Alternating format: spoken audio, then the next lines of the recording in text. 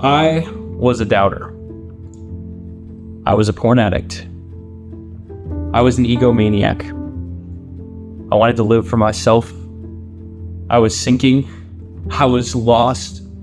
I was dead in my sin. I grew up in the church, but I also did a lot of online gaming, and I came to a place where my online friends had questions about my faith that I didn't really know how to answer. I ended up having a lot of doubt about my faith, and I was nervous to tell people about the doubt, and so I really just wrestled with it for a long time. By the time I was 16, I really had a lot of problems. I ended up being 290 pounds. I watched porn 2 or 3 times a day. I just really struggled to find God and to know God, and I felt so dirty. And it was that Christmas that my grandmother got me a book. Now, my grandmother gives us books all the time. A lot of the times I don't end up reading them.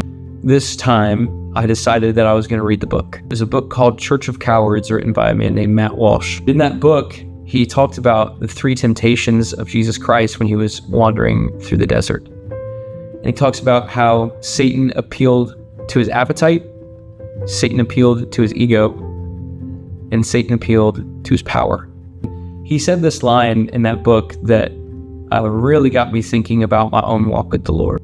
Satan would love nothing more than for us to be egomaniacs, materialists, and gluttons. And I realized in that moment that that was exactly what I was. I was a glutton. I weighed 290 pounds, and I didn't do anything with my body that honored the Lord. And I had these lusts and these cravings for pornography. I was an egomaniac. I wanted to be famous. I wanted to be the world's best musician. I wanted to travel, and I wanted all this stuff. And I was a materialist. I wanted to be wealthy. I didn't want to ever have to think about my next meal. I was all of that.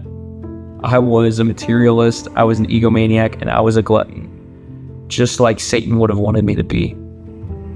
Satan tried to end my story in that season, but God had a different plan for me.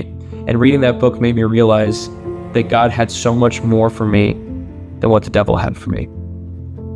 It was in that moment that I got down on my knees and I prayed to God, and I gave my life back to him. God delivered me from my gluttony. I ended up losing 70 pounds in the next several years, and I was able to quit my porn addiction. God delivered me from my materialism. He made me thankful for what I had and the family that I had in the country that I lived in. God delivered me from my egomaniac, and I decided that I was going to be satisfied with whatever plan he had for my life. Shortly thereafter, I had the biggest test of my faith in my life when my brother was in the hospital.